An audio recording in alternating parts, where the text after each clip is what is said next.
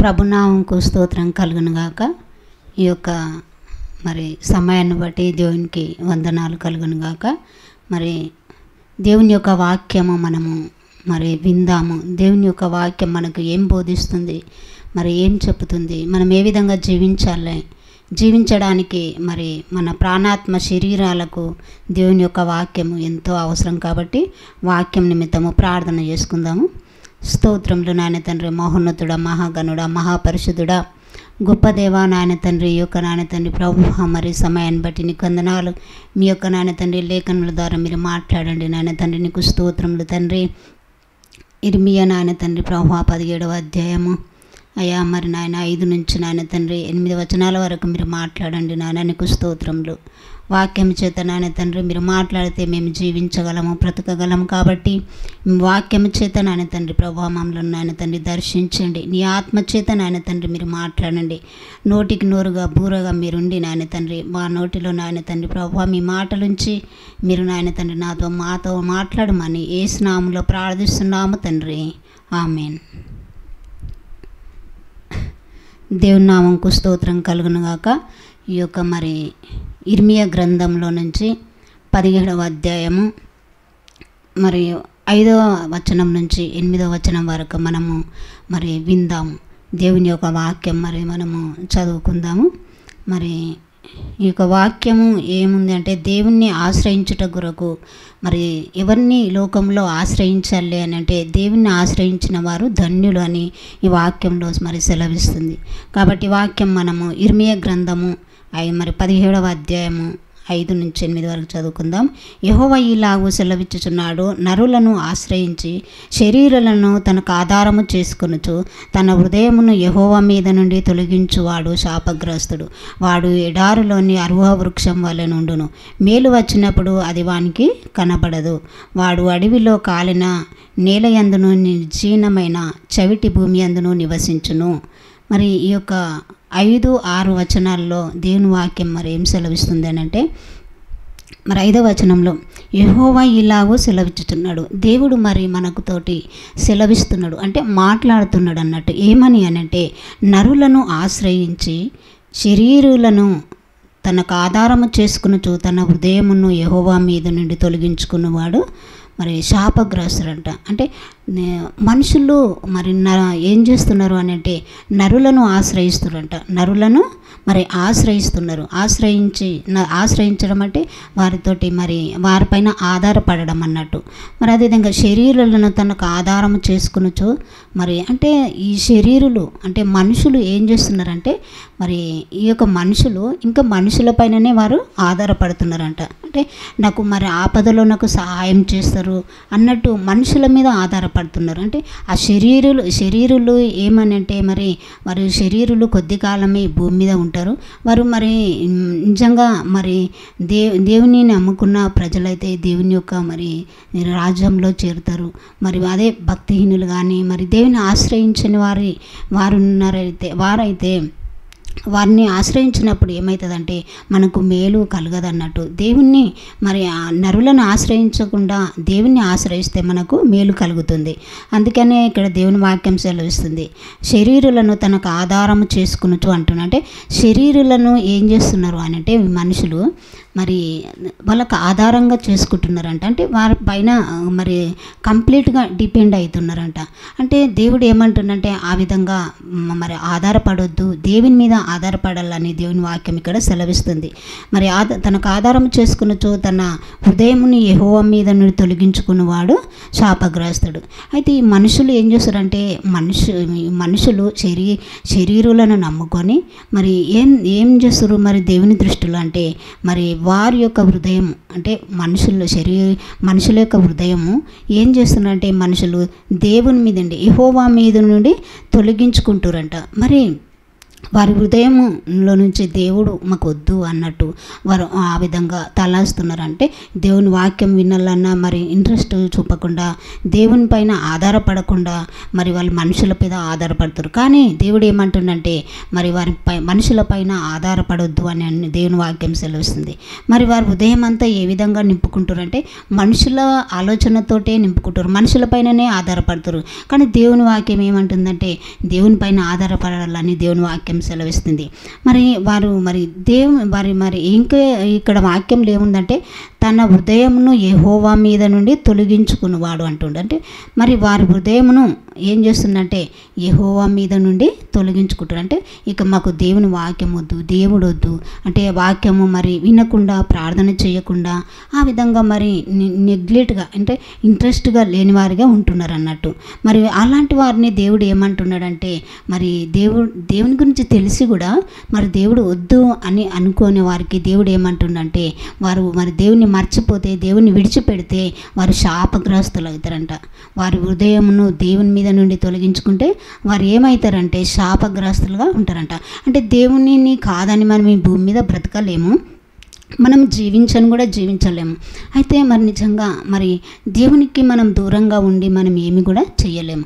కానీ దేవునికి దూరంగా ఉంటే దేవుడు ఏమంటుండంటే శాపగ్రస్తులుగా జీవిస్తారు అని అంటున్నాడు. అంటే వారు శాపగ్రస్తులుగానే ఈ భూమి మీద ఉంటారంట.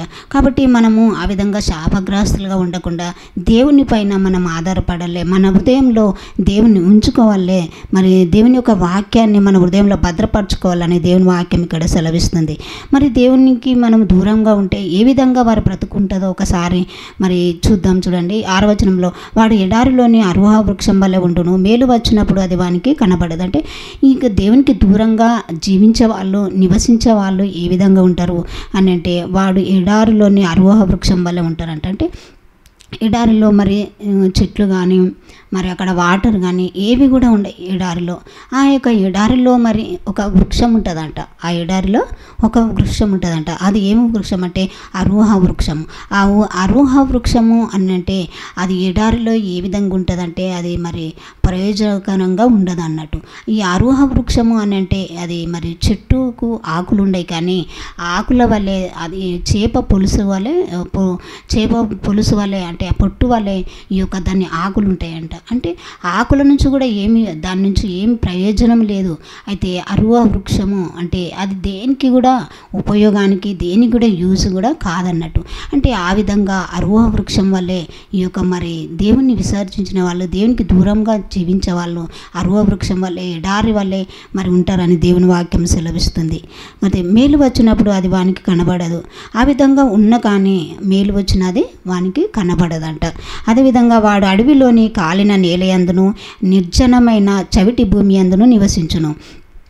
మరి ఏ విధంగా అతని బ్రతుకు ఉంటుంది అని అంటే మరి దేవుని యొక్క వాక్యాన్ని హృదయంలో భద్రపరచుకోకుంటే, దేవుని యొక్క వాక్యం విని మర్చిపోయినా, మరి వాక్యానుసారంగా జీవించకపోయినా, దేవునికి మరి దూరంగా భక్తిహీనులుగా మరి జీవిస్తున్న వారి యొక్క జీవితం ఏ విధంగా ఉంటుంది అని అంటే మరి వారు మరి అడవిలోని కాలిన నేల యందును నిర్జనమైన చవిటి భూమి యందును నివసించంటే చవిటి భూమి ఏంటంటే ఆ యొక్క భూమిలో సారం అనేది ఉండదు, ఆ భూమి మరి దేనికి కూడా యూజ్ కాదన్నట్టు, ఏమిటి కూడా పనికి రాదన్నట్టు అలాంటి భూమి యందు నివసిస్తారంట. అంటే అదొక శాపగ్రస్తంగా అదొక మరి చాలా భయంకరమైన మరి దేవుని యొక్క శాపంతో వారు జీవిస్తారు అని దేవుని వాక్యం సెలవిస్తుంది. అంటే నిర్జనమైన చవిటి భూమి అంటే ఇక ఆ భూమి నుంచి ఎలాంటి ఉపయోగం కూడా మరి ఉండదన్నట్టు. ఆ విధంగా మరి దేవుని యొక్క వాక్యము మన హృదయంలో ఉంచుకోకపోతే, దేవుని యొక్క వాక్యాన్ని మనం ధ్యానించకపోతే, వినకపోతే, దేవునికి ఇష్టకరంగా మనం బ్రతకకపోతే ఏ విధంగా ఉంటుందంటే మరి వారి యొక్క జీవితము మరి నిజంగా మరి చవిటి భూమి వల్లే ఉంటుందంట. మరి అక్కడ భూమి మంచిగా ఉంటేనే అన్ని పంటలు మరి పండుతాయి, భూమి మంచిగా ఉంటేనే ఏ మొక్క అయినా మరి నిజంగా మొలుస్తుంది, మరి ఆ విధంగా మరి పెరుగుతుంటాయి, పంటలు మంచిగా పండుతాయి అన్నట్టు భూమి బాగుంటేనే. కానీ భూమి మంచిగా లేనప్పుడు అది దేనికి కూడా యూజ్ కాదు, దేనికి కూడా పనికిరాదు అన్నట్టు. అంటే ఆ యొక్క భూమి ఏ విధంగా మంచి నేలగా ఉంటుందో అప్పుడు మరి ఆ యొక్క భూమి నుంచి మంచి పంట వస్తుంది. అదేవిధంగా మన ఉదయం కూడా మరి దేవుని యొక్క వాక్యము చేత నింప నింపబడ్డప్పుడు మన హృదయం కూడా దేవుని యొక్క మరి ఆలోచనల చేత, దేవుని యొక్క మరి తల్లాంపుల చేత, దేవుని యొక్క మంచి మరి దేవుని మహిమపరుస్తూ ఘనపరుస్తూ మన హృదయం మరి స్తుతులతో నింపబడ్డప్పుడు మరి దేవుడు కూడా సంతోషిస్తాడు. మన హృదయం ఏ విధంగా ఉండాలంటే మంచి నేల భూమిగా మంచి పంట పండే మరి భూమి ఏ విధంగా ఉంటుందో మన యొక్క హృదయం ఏ విధంగా ఉండాలంటే మన హృదయం కూడా దేవుని స్తుతించే హృదయంగా ఉండాలి, మరి దేవుని ఆరాధించే హృదయంగా ఉండాలి. మన హృదయం అంతా కూడా దేవుని వాక్యం చేత నింపబడాలన్నట్టు. కాబట్టి ఆ విధంగా ఉంటే దేవునికి మహిమకరంగా ఉంటుందన్నట్టు. మన జీవితంలో మనం కూడా దేవునికి మహిమకరంగా ఉండాలని దేవుని వాక్యము సెలవిస్తుంది. కాబట్టి అందుకనే ఇక్కడ అంటుండు భూమి గురించి అన్నప్పుడు మన హృదయం కూడా చాలా దేవునికి ఇష్టకరంగా ఉండాలని మరి దేవుడు సెలవిస్తున్నట్టు. ఆ విధంగా దేవునికి ఇష్టకరంగా జీవించని వారు మరి బ్రతుకు ఏ విధంగా ఉంటుందంటే అరణ్యము వలె ఉంటుందంట. మరి అదేవిధంగా మరి చవిటి భూమి యందు నివసించే వారిగా ఉంటుందంట. కాబట్టి ఆ విధంగా మన బ్రతుకుండకుండా దేవునికి ఇష్టకరంగా జీవించాలని దేవుని వాక్యం సెలవిస్తుంది. మరి చవిటి భూమి వల్లే మరి అదేవిధంగా అరణ్యం వల్లే మరి అరువ వృక్షం వల్లే మనం ఉండొద్దు. కానీ దేవుడు కోరుకునేదంటే మరి మంచి నేల వల్లే ఉంటూ దేవునికి ఇష్టకరంగా జీవించాలని దేవుని వాక్యం సెలవిస్తుంది. అదేవిధంగా మరి ఇది దేవుని ఆశ్రయించకుండా దేవునికి దూరంగా ఉండే వాళ్ళేమో ఈ విధంగా ఉంటారు. వాళ్ళ జీవితం అంతా కూడా అరణ్య జీవితము, అరువ వృక్షం వల్లే ఉంటుంది. మరి అదేవిధంగా చవిటి భూమి వల్లే ఉంటుంది అన్నట్టు. మరి ఇంకోటి శాపగ్రస్తులుగా ఉంటారు అన్నట్టు. అదే దేవుని ఆశ్రయించి దేవునికి ఇష్టకరంగా బ్రతికితే దేవుడు మరి ఏం వాగ్దానాలు ఏమి మరి దేవుని యొక్క దీవెనలు దొరుకుతాయో చూద్దాము. మరి ఇక్కడంతా ఈ యొక్క 5-6 వచనాల్లో శాపగ్రస్తులు అని అంటున్నది దేవుని వాక్యం. 7 మరి 8లో దేవుని కొరకు జీవిస్తే దేవుడు మంచి దీవెనలు, దేవుని యొక్క ఆశీర్వాదాలు ఉంటాయని దేవుని వాక్యం సెలవిస్తుంది. కాబట్టి ఇక్కడ మరి 7వ వచనంలో చూసినప్పుడు దేవుని నమ్ముకొని దేవుని పట్ల మరి భయభక్తులు కలిగి జీవించిన వారికి మరి ఒక మేలు కలుగుతుందని దేవుని వాక్యం సెలవిస్తుంది. 7వ వచనంలో యెహోవాను నమ్ముకున్నవాడు ధన్యుడు. మరి దేవుని నమ్ముకుంటే ఏమవుతుంది అని అంటే మరి ధన్యులు అని అంటున్నాడు. యెహోవాను నమ్ముకున్నవాడు ధన్యుడు అని దేవుని యొక్క వాక్యము సెలవిస్తుంది. యెహోవానికి ఆశ్రయముగా ఉండును అంటే యెహోవాను నమ్ముకుంటే వాళ్ళు ధన్యులుగా ఉంటారంట. ధన్యులు అంటే గొప్పవారిగా, మరి ధన్యులుగా అని అంటే మరి చాలా మరి నిజంగా దేవుని పట్ల వారు భయభక్తులు కలిగి జీవిస్తున్నారు కాబట్టి వారు గొప్పవాళ్ళుగా, ధన్యులుగా, మంచి పేరు కలిగిన వారిగా వారు జీవిస్తారని దేవుని వాక్యం సెలవిస్తుంది. అదేవిధంగా మరి యెహోవానికి ఆశ్రయముగా ఉండును. ఎట్లా ఉంటారు, ఎవరు ఉంటారు అని అంటే మరి ఎవరైతే దేవుని పట్ల మరి భయభక్తులు కలిగి దేవుని వాక్యమును వింటూ ధ్యానిస్తూ దేవుని వాక్యానుసారంగా జీవిస్తారో వారికి దేవుడు ధన్యులుగా చేస్తుంటుండు. అదేవిధంగా దేవుడు మరి ఆశ్రయంగా ఉంటానంటున్నాడు. ఆశ్రయంగా మరి ఉంటాను అని అంటున్నాడు. కాబట్టి దేవునిపైన మనం ఆధారపడితే మనకు ఒక మంచి ఆశ్రయ దుర్గముగా దేవుడు ఉంటాడని దేవుని వాక్యం సెలవిస్తుంది. కాబట్టి మనకు దేవుని మనం నమ్ముకొని దేవుడు మనకు ఆశ్రయంగా ఉండున్నట్లు మనం దేవునిపైన ఆధారపడాలని దేవుని వాక్యం సెలవిస్తుంది. అదేవిధంగా మరి 8వ వచనం చూసినప్పుడు వాడు జలముల యొద్ద నాటబడిన చెట్టు వలె ఉండును. అది కాలు వల్ల ఊరను, దాన్ని వేలు తన్నును, పిట్ట కలిగినను దానికి భయపడదు, దాని ఆకు పచ్చగా నుండును. వర్షము లేని సంవత్సరం నా చింత నొందదు, కాపు మానదు. చూడండి, అంటే ఈ యొక్క 8వ వచనంలో దేవుని వాక్యం మరి సెలవిస్తుంది ఏంటంటే మరి 8వ వచనంలో మరి దేవుణ్ణి ఆశ్రయిస్తే దేవుని నమ్ముకుంటే ఏంటి అని అంటే మరి నిజంగా వాళ్ళ బ్రతుకు, వారి జీవితము, వారి ఆత్మీయ జీవితం కానీ వారి యొక్క భూలోకంలో జీవిస్తున్నప్పుడు వారి జీవితం ఏ విధంగా ఉంటుంది అని అంటే మరి 8వ వచనంలో దేవుడు స్పష్టంగా మరి మనకు తెలియజేస్తున్నాడు. మరి ఇక్కడ వాడు జలముల యొద్ద నాటబడిన చెట్టు వలె ఉండును. మరి జలముల యొద్ద నాటబడిన చెట్టు ఏ విధంగా ఉంటుంది అని అంటే ఎప్పుడు కూడా దానికి వాటర్ వస్తుంటాయి. ఆ యొక్క మరి ఎందుకు అని అంటే జలముల ఎప్పుడు కూడా ఆ జలము అనేది ఎండిపోదు అన్నట్టు. ఎప్పుడు కూడా మరి ఎప్పుడు పారుతూ ఉంటుంది, పారుతున్న నది వలె ఉంటుంది. ఆ జలముల దగ్గర మరి ఆ చెట్టు పెరుగుతున్నప్పుడు ఏ విధంగా ఉంటుందంటే మరి చాలా పచ్చగా ఉంటుంది, చాలా పచ్చగా ఉంటుంది. ఆ యొక్క మరి నది యొక్క మరి ఆ యొక్క మరి జలము ఎప్పుడు కూడా ఆ చెట్టుకు కావలసినంత మరి సమృద్ధిగా మరి దానికి తేమ దొరుకుతుంది, మరి సమృద్ధిగా వాటర్ దానికి దొరుకుతున్నాయి. అంటే కావలసిన కావలసినంత దానికి సమృద్ధి దొరుకుతుంది. కాబట్టి ఆ చెట్టు ఏ విధంగా ఉంటుంది అని అంటే మరి అది చాలా మరి పచ్చగా ఉంటుంది అన్నట్టు. అందుకే మరి ఇక్కడ వాడు జలముల యొద్ద మరి నాటబడిన చెట్టు వలె ఉండును. వాడు అంటే మరి జలముల యొద్ద అంటే దేవుని యొక్క వాక్యము తోటి మనల్ని మనం వాక్యం వింటూ మనల్ని మనం సరి చేసుకుంటూ వాక్యాన్ని మన హృదయంలో నింపుకున్నప్పుడు మనం ఎట్లుంటామంటే మరి నాటబడిన జలముల యొద్ద నాటబడిన చెట్టు వల్లే ఉంటాం అన్నట్టు, పచ్చగా ఉంటాము. అదేవిధంగా అంటే ఎప్పుడు కూడా ఆత్మీయ జీవితంలో మనం వర్ధిల్లుతుంటాము. మరన్ని విషయాల్లో కూడా దేవుడు వర్ధిల్ల చేస్తాడు అన్నట్టు. ఎందుకంటే మన యొక్క బ్రతుకంతా మన జీవితం అంతా వాక్యం చేత నింపబడి వాక్యానుసారంగా మనం జీవిస్తాం. కాబట్టి అప్పుడు మన బ్రతుకు ఏ విధంగా ఉంటుందంటే దేవునికి ఇష్టకరంగా మనం ఉంటాం. కాబట్టి మరి మంచి పచ్చని చెట్టు వల్లే ఉంటారు అని దేవుని వాక్యం సెలవిస్తుంది. అది కాలువల ఓరను దాని వేళ్ళు తన్నును అంటే దానికి సమృద్ధిగా మరి నిజంగా మరి కావలసిన మరి దానికి అన్ని విటమిన్స్ కూడా మరి దొరుకుతున్నాయి. భూమి నుండి విటమిన్స్ దొరుకుతున్నాయి, మంచి లవణాలు, మంచి దానికి కావలసినవన్నీ కూడా దానికి దొరుకుతూ ఉన్నాయి అన్నట్టు చెట్టుకు. అదేవిధంగా మరి పైనుండి సూర్యరశ్మి అంటే సమృద్ధిగా దానికి మరి దేవుడు ఆ చెట్టుకు కలగజేస్తున్నాడు. కాబట్టి ఒక చెట్టును దేవుడు మరి మనిషి వలె పోలుస్తూ దేవుని యొక్క వాక్యం ఇక్కడ మనతోటి మాట్లాడుతున్నాడు అన్నట్టు. అంటే అది కాలువల ఓరను దాన్ని వేలు తన్నునంటే అది కాలువ మరి ఆ జలముల దగ్గర అది ఎప్పుడు కూడా మరి వాటరు వస్తుంటాయి. కాబట్టి నిజంగా ఆ కాలువలో ఉన్న ఓరను దాని వేలు తన్నునటే ఆ కాలువ పక్కకు అది ఓరన ఉంది. కాబట్టి అది మరి దానికి చాలా మరి మంచి వాటరు దొరుకుతున్నాయి అన్నట్టు. అది ఆ విధంగా మరి దానికి మంచి వాటర్ దొరుకుతున్నాయి. కాబట్టి అక్కడ మరి నిజంగా దాని వేళ్ళు మరి తన్నును అంటున్నట్టే తన యొక్క వేళ్ళు అనేటివి భూమిలోనికి వెళ్తున్నాయి అన్నట్టు. ఎందుకంటే దానికి మంచి బలము, మంచి శక్తి అనేది దొరుకుతుంది. అంటే ఆ చెట్టుని దేవుడు ఏం చేస్తుందంటే మరి దానికి కావాల్సిన పోషణ అంతా ఇస్తూ దాన్ని సమృద్ధిగా దాన్ని మరి పోషిస్తున్నాడు. అంటే అది వృద్ధిలోనికి రావడానికి, అది పెరగడానికి దేవుడు మరి ఆ చెట్టుకు కృపనిస్తున్నాడు. ఆ విధంగా మరి మనం కూడా దేవుని యొక్క మరి మార్గంలో దేవుని యొక్క మరి నిజంగా దేవుని యొక్క మరి సహాయం చేత మనం నడిచినప్పుడు మరి దేవుడు నిజంగా మనల్ని కూడా దేవుడు బలపరుస్తానని దేవుని వాక్యం సెలవిస్తుంది. మరి దాన్ని వేలు తన్నును అని అంటే దానికి ఇక ఎలాంటి బాధ, వేదన, చింతన అనేది లేదు. అంటే అది మరి మంచిగా పెరుగుతుంది అన్నట్టు. అదేవిధంగా మరి బెట్ట కలిగినను దానికి భయపడదు.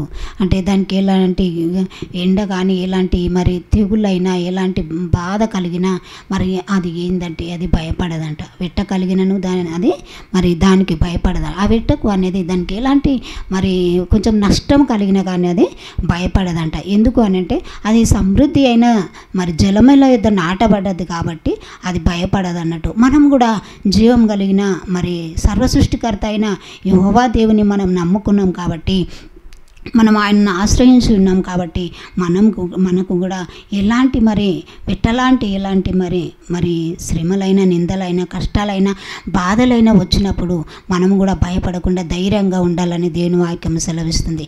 ఎవరికి ఎలాంటి పరిస్థితి అయినా మరి నిజంగా కలిగిన కానీ మరి బాధల్లో, శ్రమల్లో, నిందల్లో, దుఃఖంలో, వ్యాధుల్లో, బాధల్లో కూడా మనము మరి అలాంటి పరిస్థితుల్లో దేవుని మార్గంలో నడుస్తున్నప్పుడు వచ్చిన కానీ మనం ఏంటంటే మరి భయపడకుండా ధైర్యంగా మనం ఉండగలుగుతాం. ఎందుకంటే దేవుడు నడిపిస్తాడు కాబట్టి. అదేవిధంగా ఇక్కడ మరి ఆ యొక్క దేవుని యొక్క వాక్యం ఏం సెలవుస్తుందంటే దాని ఆకు పచ్చగా నుండును. దాని ఆకు ఏ విధంగా ఉంటుందంటే మరి పచ్చగా ఉంటుందంట. దాని యొక్క ఆకు మరి పచ్చగా నుండును. మరి ఇక్కడ నిజంగా వర్షం లేని సంవత్సరం చింతన ఉండదు, కాపు మానదు.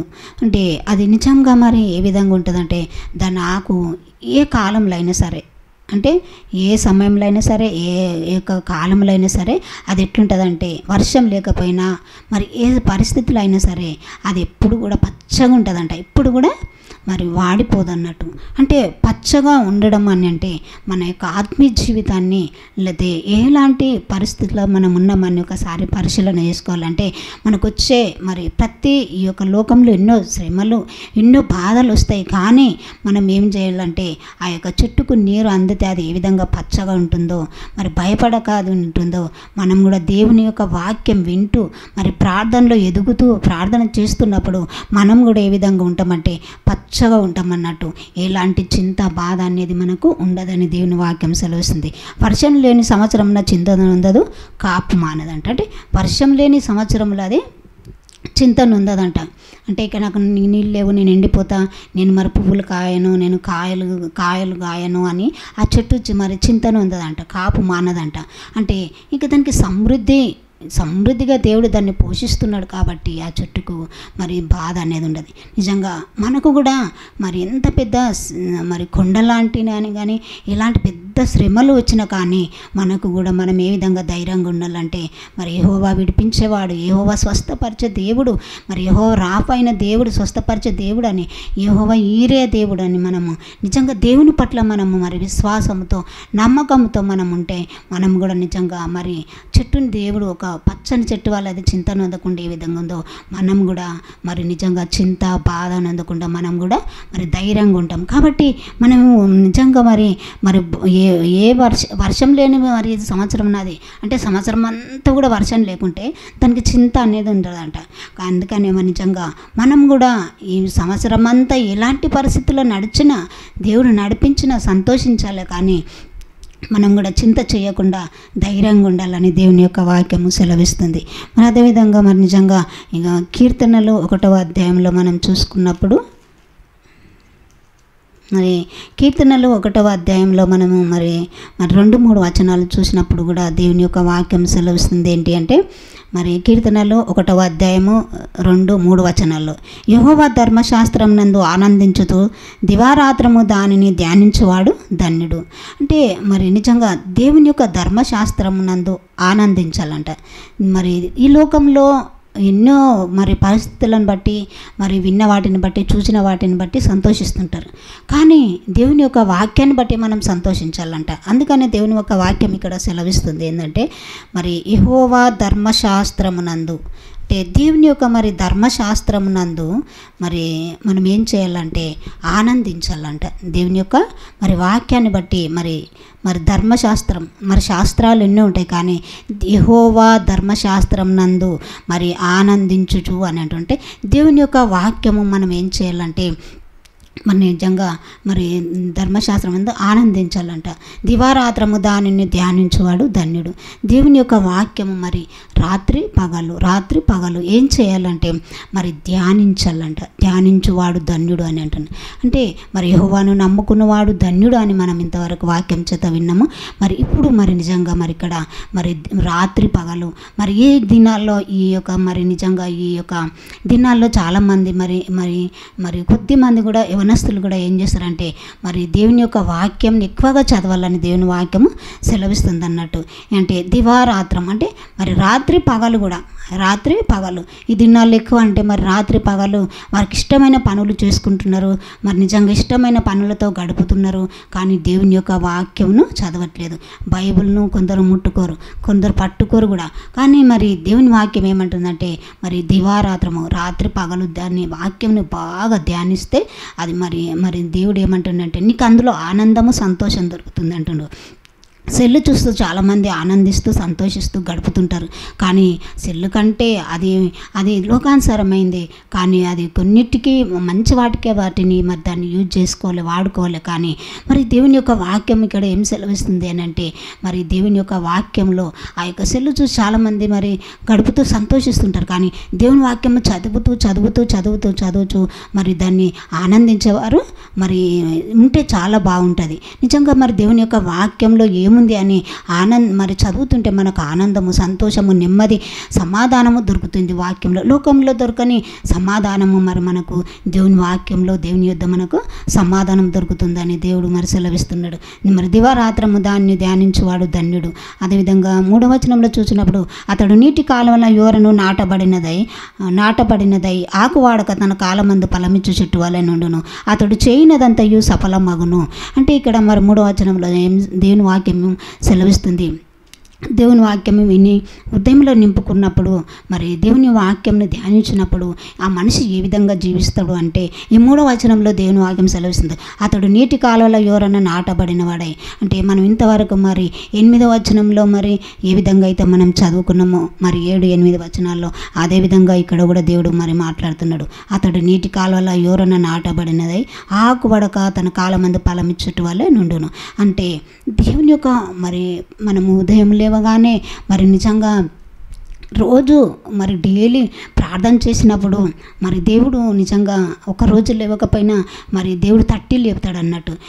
ప్రేయర్కు మరి టైం అయిందని మరి 3 గంటలకు మరి 4 ఆ విధంగా దేవుడు లేపుతుంటాడు.